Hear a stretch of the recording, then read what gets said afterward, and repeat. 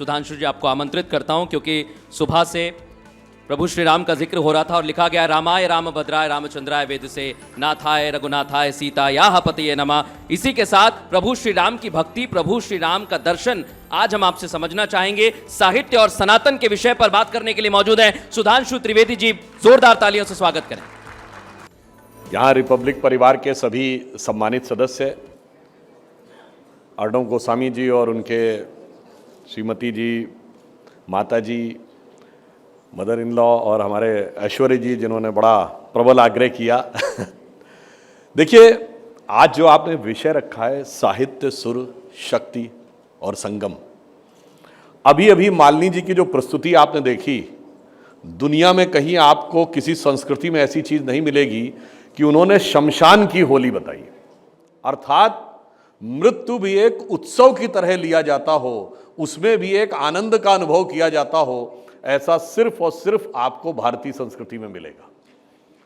हमारे यहाँ कहा गया है कि मृत्यु कोई समाप्ति नहीं है, मृत्यु एक सरिता है जिसमें श्रम से कातर जीव नहाकर धारण करता है वह तब नव काया रूपी वस्त्र बहाकर। यानी वो एक पड़ाव है, वो एक मंजिल नहीं है। और यूं दूसरे शब्दों में कहें, जो लोग स्ट्रेट लाइन पे चलते हैं उनको लगता है कि एक लाइन कहीं से शुरू होगी और कहीं पे एंड हो जाएगी, पर हम तो सृष्टि के चक्रीय क्रम में विश्वास करते हैं। इसलिए हमारे यहाँ सर्किल है और सर्किल निरंतर चलता रहता है। वहाँ के ऊपर कोई एंड पॉइंट आपको सर्किल के सर्कमफ्रेंस में नहीं दिखाई पड़ता। अब देखिए, जो साहित्य और सुर की बात कही गई, भारत में साहित्य और सुर इन दो चीज़ों का ऐसा संगम है। आपने कभी मार्क किया इस बात को कि वेस्ट में जो मूवीज़ होती हैं उनमें गाने नहीं होते उतने जितने भारतीय मूवीज़ में होते हैं? उसका कारण क्या है? उसका कारण यह है कि हमारे यहाँ जितनी भी रचनाएं हैं सब लय में हैं। हमारे जितने धर्म ग्रंथ हैं वो छंदों में लिखे गए हैं। मतलब आप वेदों के मंत्रों से ले लीजिए, पुराणों के श्लोक से ले लीजिए और रामचरितमानस की चौपाइयों तक ले लीजिए, सब एक मीटर में है। अगर चौपाई में 16-16 की 4 मात्राएं होती हैं, दोहा में 13 और 11 13-11 होता है, तो ये सारे के सारे एक रिदमिक मीटर्स में हैं। इसलिए हमारे यहाँ हर चीज लय और छंद के साथ जुड़ी हुई है। इसीलिए आपने शायद कभी इस विषय के ऊपर ध्यान दिया हो अथवा न ध्यान दिया हो कि हमारे यहाँ जो डूम्स वर्ड है, जो चूंकि अभी आपने शमशान की बात कही, डूम को हिंदी या संस्कृत में क्या कहते हैं? प्रलय। प्रलय का अर्थ क्या हुआ कि जहां पर लय समाप्त हो जाए वहां पे प्रलय है, और संपूर्ण जगत जो है वो एक विशेष प्रकार की लय में रहता है, यानी एक संगीत की रिदम में रहता है। तो मैं ये कहने का प्रयास कर रहा था कि देखिए हमारे यहाँ क्या बात है। आप एक छोटे छोटे शब्दों को अगर आप समझें तो आपको समझ में आ सकता है। हमारे यहाँ जीवन लय है, और अगर संपूर्ण सृष्टि की लय समाप्त हो गई तो वो प्रलय है। अब आप कहेंगे, अभी तक जो साइंस में जिन लोगों को थोड़ा थ्योरेटिकल फिजिक्स में इंटरेस्ट होगा, उन्होंने अगर देखा हो तो आज से 100 साल पहले माना जाता था, 125 साल पहले, कि एटम अनडिविजिबल पार्टिकल है। फिर इलेक्ट्रॉन प्रोटॉन आए इंडिविजिबल पार्टिकल। अब 2012 में हिग्स बोसॉन खोजा गया। अब आ रही है स्ट्रिंग थ्योरी। स्ट्रिंग थ्योरी ये कहती है कि there is nothing like particle, it's only waves of energy. और वेव्स ऑफ एनर्जी जहां पर सुपर इम्पोज करती हैं वहां पे एक एनर्जी का पैकेट बन जाता है और वो हमें पार्टिकल का फील देने लगता है। पार्टिकल इज नथिंग बट कि सुपर इम्पोजिशन ऑफ जो एनर्जी हुई है वहां से आता है। अर्थात संपूर्ण प्रकृति तरंगों में या लय में ही विद्यमान है, और जब लय एक विशेष अवस्था में होती है तो सृष्टि का अस्तित्व है। जब लय विशेष अवस्था से अलग हो जाती है तो सृष्टि का अस्तित्व नहीं है। इसीलिए आप देखिए हमारे यहाँ सारे मंत्र लय में हैं, और मंत्र, इसीलिए आप एक बात और मार्क करिए, जब लैंग्वेजेस की बात की जाती है, बहुत से लोग कहते हैं कि इसका अर्थ ये, उसका अर्थ वो। बहुत से लोग वेदों का अर्थ क्यों नहीं समझ पाते? संस्कृत भाषा में बहुत सी ऐसी चीजें हैं जो शब्द हैं ही नहीं, that is nothing but an vibration. उसमें अर्थ की जैसी चीज नहीं है, वो अनुभूति करने की चीज। जैसे एग्जाम्पल के लिए, आप सबने भी अपने जीवन में कभी न कभी जरूर सुना होगा, जब आप पूजा करने के लिए बैठते हैं तो कुछ चीजें क्या बोली जाती है देवी की स्तुति? ओम ऐं हीं क्रीम। ये शब्द नहीं है, इसमें अर्थ की जानने की आवश्यकता भी नहीं है, यह अनुभूति की चीज है। ये एक वाइब्रेशन है, ये एक लय है, ये एक पल्स है जिसे फील करना। और ये बात कोई ऐसे हवा में नहीं कह रहे हैं, ये हमारे यहां कहा गया है, न शक्यते वर्णयुतिम गिरायत स्वयं तदंतः कर्णेन ग्रह्यते। इसका अर्थ हुआ न शक्यते, नहीं कर सकते, वर्णयुतिम जिसका वर्णन, गिरा अर्थात वाणी से, वो चीज है जो स्वयं तदंतः कर्णेन ग्रह्यते, वो अपने अंतःकरण से ग्रहण की जाती है। इसीलिए अगर आप कहें, हम सबको पढ़ाया जाता है कि हम लोग सबने स्कूल में पढ़ा होगा, what is man, man is a social animal, वो एनिमल पे ही पढ़े रहते हैं। हमारे यहाँ क्या कहा गया है कि व्हाट यू आर फंडामेंटली, हमारे यहाँ कहा गया अहम ब्रह्मास्मि। There is a huge difference between considering yourself as an animal object and considering yourself as a divine object. But वो एनिमल से डिविनिटी की यात्रा कहाँ से शुरू होती है, उसमें साहित्य और सुर दोनों आते हैं। हमारे यहाँ क्या कहा गया है, पशु और मनुष्य में अंतर कहाँ पे आता है, साहित्य संगीत कला विहीना। अगर साहित्य संगीत और कला ये तीन चीजें नहीं है तो वो क्या है, साक्षात पशु पुच्छ विषाणहीना। समझिए एक ऐसा पशु है बस जिसके सींग और पूंछ नहीं है। तृणम न खाद्यान न पि जीवमान तदभाग देयम परमम पशुराम। बस ये समझिए कि वो घास फूस नहीं खा रहा है, एक पशु की तरह ही जीवन जी रहा। अर्थात निचले स्तर की चेतना से उच्च स्तर की चेतना आपको साहित्य और संगीत और कला तीन चीजें लेके जाती है। और बहुत से लोगों ने शायद इस पर ध्यान भी ना दिया हो, साहित्य की जो परिभाषा है वो भी क्या है, सहितस्य भावा इति साहित्य। सबके हित का भाव जो है वो साहित्य है। और इसीलिए हमारे यहां हर चीज का जितना स्ट्रक्चर्ड सेटअप आपको मिलेगा, मैं एक छोटा सा एग्जांपल और भी कहना चाहूंगा। हमारे संगीत के राग हैं, तो आपको अब यहाँ इतने जानकार लोग बैठे हैं, मालिनी जी जैसे, उनके सामने बोलना उचित तो नहीं लगता है। अलग अलग समय का अलग अलग राग है। कौन सा राग मॉर्निंग में गाना है, कौन सा राग इवनिंग का है, कौन सा राग वर्षा ऋतु का है, कौन सा शरद ऋतु का है। ऐसा डिवीजन आपने कभी किसी दूसरी जगह म्यूजिक में देखा है? And now forget about ragas. जो भोजन है वो भी हमारे यहाँ अलग अलग है। हमारे यहाँ ये है कौन सा भोजन मॉर्निंग में खाना है, कौन सा इवनिंग में खाना है और कौन सा नाइट में। जैसे दही मॉर्निंग में खाने की चीज है तो दूध रात में पीने की चीज है।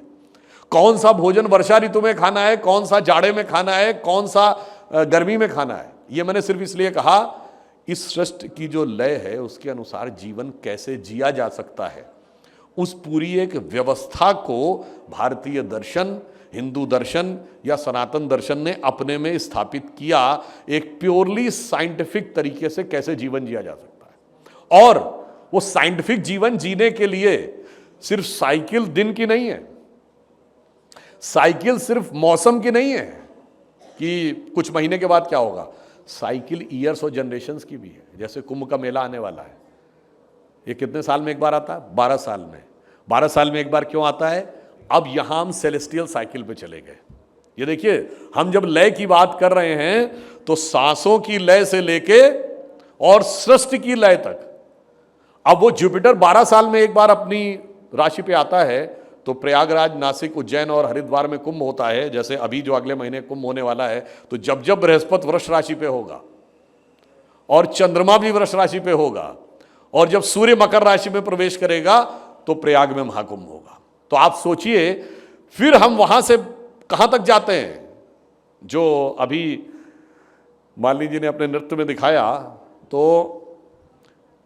जो आपने नटराज का की मूर्ति देखी होगी जो तांडव नृत्य करते हैं, तो यानी जब सृष्टि समाप्त होगी तो भी वो एक रिदम के साथ होगी। और आप लोगों ने शायद कभी ध्यान दिया हो, जब भी आपने नटराज की मूर्ति देखी होगी तांडव करते हुए, उसमें तो कौन सा पैर उठा हुआ देखते हैं? एक पैर स्थिर रहता है, एक पैर उठा हुआ, तो हमेशा आप लेफ्ट पैर उठा हुआ देखेंगे। उसका रीजन क्या है? और ईश्वर ने आपको 2 ही पैर दिए हैं, जो हम सबसे विकसित क्रीचर ऑफ द यूनिवर्स हैं। जब यह सृष्टि उत्पन्न होगी तो एक अव्यक्त ब्रह्म है जो सदैव अस्तित्व में रहता है, जिसे वेदों में प्रकृति और पुरुष कहा गया है। तो अव्यक्त ब्रह्म तो सदैव रहेगा, चाहे सृष्टि रहे अथवा न रहे। परंतु जैसे ही दूसरा प्रकृति अस्तित्व में आती है तो वो एक दूसरा तत्व एग्जिस्टेंस में आ जाता है। When the duality comes, then the universe comes। और जब यूनिवर्स का लय होना है, समाप्त होना है, प्रलय होना है, तो क्या होगा? फिर प्रकृति समाप्त हो जाएगी और पुरुष जो है वो यथावत रहेगा। इसलिए एक पैर हमेशा जमीन पर रहेगा, दूसरा पैर उठ जाएगा। मैं इसलिए कहना चाहता हूं ये ऐसी छोटी छोटी चीजें हैं जो हमारे माइंड में इस ढंग से हमने कभी इसको एनालाइज नहीं किया है। और इसीलिए मैं कहना चाहूंगा कि हमारे जितने भी त्योहार होते हैं, जितने भी पर्व होते हैं, सब सेलेस्टियल क्लॉक से होते हैं। आज की डेट में लोग कहते हैं ना कि वेस्ट वाले लोग पढ़ते हैं, कहते हैं कि वो हिस्ट्री में जाके उसकी एग्जैक्ट डेट नहीं मिल रही। वो डेट इसलिए नहीं मिल रही है कि तुम्हारी हिस्ट्री 2000-3000 साल पुरानी है और हमारा तो 50,000 1,00,000 साल पुराना भी है। अब मैं इमेजिन करूं, जैसे मैं आज आपसे कहूं कि कोई कहे कि टुडे इज 20 दिसंबर 2024, आप 20/12/2024 रख दीजिए, ये सभ्यता समाप्त हो जाए। 5,000-7,000 साल के बाद जब इस सभ्यता से कोई कनेक्ट ना हो, किसी प्लेट पे या किसी पत्थर पे 20/12/24 लिखा हो, तो वो जनरेशन समझ ही नहीं पाएगी what does this figure means 2012-24। हमारे यहाँ हर चीज कैसे लिखी जाती है कि ये अमुक ग्रह यहां पर था, अमुक ग्रह यहां पर था, अमुक नक्षत्र था। तो 5,000 साल नहीं, 50,000 साल बाद भी, 1,00,000 साल बाद भी अगर उसको कोई पढ़ेगा तो वो देख के बता सकता है कि ये टाइम ड्यूरेशन इस समय हुआ होगा। इसीलिए what you call muhurat and how it connects with the modern science, I would just like to say again.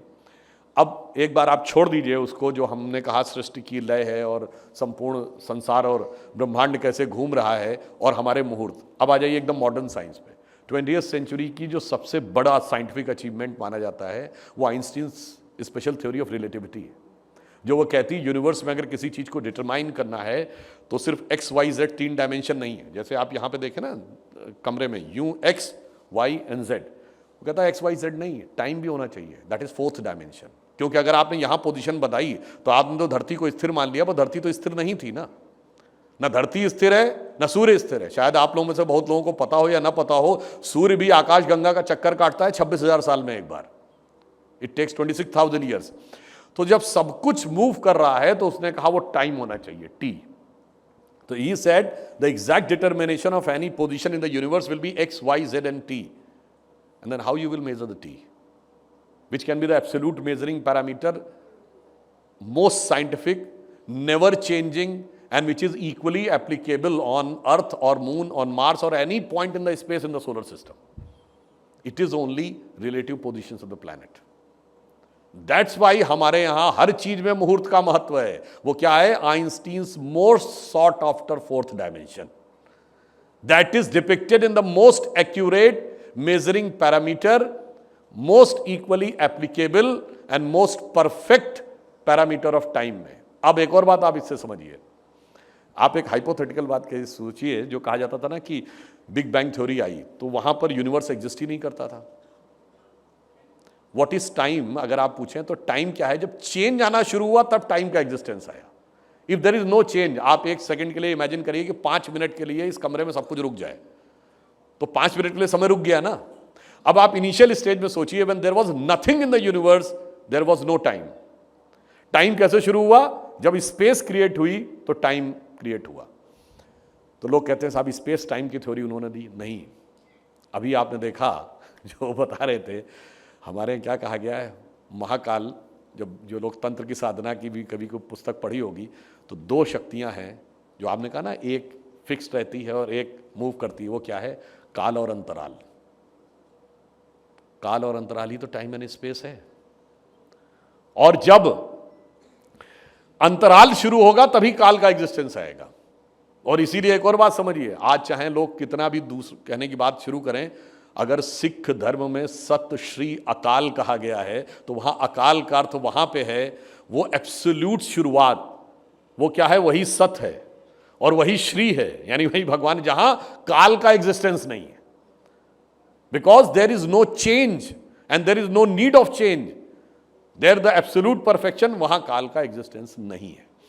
इसलिए मैं यह कहना चाहूंगा कि हमारे यहां, अब आप कहेंगे ये तो इतनी बड़ी बात हो गई, अंदर हम कहां पे महसूस करें कि काल का एग्जिस्टेंस नहीं है? जो मैंने लय की बात कही, कभी आप अपनी सांसों पर ध्यान केंद्रित करिए तो आपको लगेगा, कभी आप ध्यान अपना ऐसे ही ध्यान लगाइए, आप एक क्षण के लिए वर्तमान में नहीं होंगे। या तो आप भूतकाल की कोई बात सोच रहे होंगे, पास्ट की या फ्यूचर की। You will never be in the present. अब प्रेजेंट में आने का रास्ता क्या है? अपने शरीर और अपनी चेतना की रिदम को देखिए। चेतना की रिदम सबसे पहले आपको सांसों में दिखती है। अब आप सांस में जब ध्यान लगाते हैं तो सांस नीचे जाती है, एक फ्रैक्शन ऑफ सेकंड के लिए रुकती है, फिर ऊपर आती है। जब वो नीचे जा रही है तो वो भविष्य है, जब वो वापस आ रही है तो वो भूतकाल है, पास्ट है। अंदर जा रही है तो फ्यूचर है, बाहर आ रही है पास्ट है। यही तो खेल में हमारा दिमाग फंसा हुआ है। एक क्षण के लिए हम प्रेजेंट में नहीं होते हैं, या तो फ्यूचर में होते हैं या पास्ट में होते हैं। जब उस रिदम के साथ अपने को आप सिंक्रोनाइज कर लेंगे और जिस दिन उस पॉइंट को रियलाइज कर लेंगे जहां पर न वो नीचे जा रही थी सांस, न ऊपर जा रही थी, बस वहीं पर आपको एग्जैक्ट रियलाइजेशन हो जाता है प्रेजेंट का। अब ये कहने में बात बहुत आसान लगती है, परंतु इसको प्राप्त करने में भगवान महावीर को 11 वर्ष लगे थे, भगवान बुद्ध को कई वर्ष लगे थे, और आप लोगों को भी कई वर्ष से लेकर कई जन्म तक लग सकते हैं, डिपेंडिंग अपॉन योर कैपेबिलिटीज। इसलिए जो वास्तविक संगीत है, हमारे यहाँ क्या कहा गया है? वास्तविक संगीत बाहर नहीं है। इसीलिए हमारे यहाँ कहा गया वास्तविक संगीत क्या है? वास्तविक संगीत अंदर है, हृदय के अंदर, जिसे कहते हैं अनहद नाद। और जब वो नाद सुनाई पड़ता है तो ब्रह्म सदैव दिख जाते हैं। अभी राम का नाम लिया गया था तो मैं एक हमारा जो शायद वो कबीर का दोहा है कि जात हमारी ब्रह्म है और माता पिता है राम। जात हमारी ब्रह्म है और माता पिता है राम, घर अपनो है शून्य में अनहद में विश्राम। जब आप शून्य को रियलाइज करते हैं तो वो अनहद नाद आपको सुनाई पड़ता है। तो आप यूं समझिए कि जो अंदर था वही यूनिवर्स में है। अब इसको लास्ट में ज़्यादा समय नहीं लेते, सिर्फ ये कहना चाहूँगा, आज साइंस भी तो यही बता रही है। बच्चे पैदा होते हैं तो कहते हैं एम्बिलिकल कॉर्ड बचा के रखो, उसका डीएनए एनालिसिस से बताएगा कि भविष्य में कौन सी बीमारी होने वाली है, बच्चे को कौन कौन सी बीमारी हो सकती है, और ये भी प्रिडिक्ट करेगा कि किस ईयर में हो सकती है। कैसे प्रिडिक्ट करेगा? By looking the sequence of your atoms in a particular molecule. हमारे क्या कहा गया? Just by looking at the sequence of planet in the space भी हम बता सकते हैं कुंडली के आधार पे कि किस प्रकार की बीमारी होगी और कब होगी, क्योंकि आप नहीं समझ पाए हो वो कोरिलेशन। हमारे यहाँ कहा गया यत पिंडे तद ब्रह्मांडे। इसलिए अंत में मैं कहूंगा, हम सब के लिए एक बहुत अच्छा अवसर है जो रिपब्लिक ने इसकी शुरुआत की।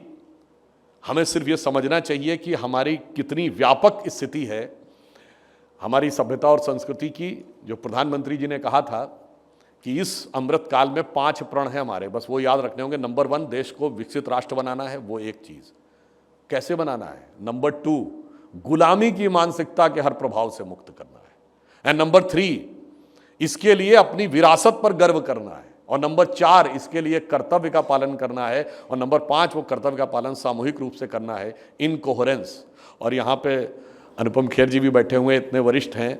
मैं सिर्फ ये कहना चाहूँगा, साहित्य और कला में इतना हमारे पास है कि ये कोई सोचे कि हम दूसरे की तरफ देखेंगे तो ये बहुत बड़ा दुर्भाग्य होगा। आप बस इसको एक छोटे से उदाहरण समझिए। शेक्सपियर ने अपने पूरे साहित्य में 18,000 के आसपास वर्ड्स लिखे हैं, बहुत होगा 20-22 हज़ार वर्ड लिखे हैं कुल। और अकेले तुलसीदास ने 1,40,000 लिखे हैं। और उसके बाद कालिदास उनसे कितने बड़े हैं, पर कहा जाता Kalidas was Shakespeare of India. तो उसके लिए मैं कहना चाहूंगा कि अभी साज दिल में तराने बहुत हैं, अभी जिंदगी के बहाने बहुत हैं, दरे गैर पर भीख मांगो न फन की, जब अपने ही घर में खजाने बहुत हैं। धन्यवाद।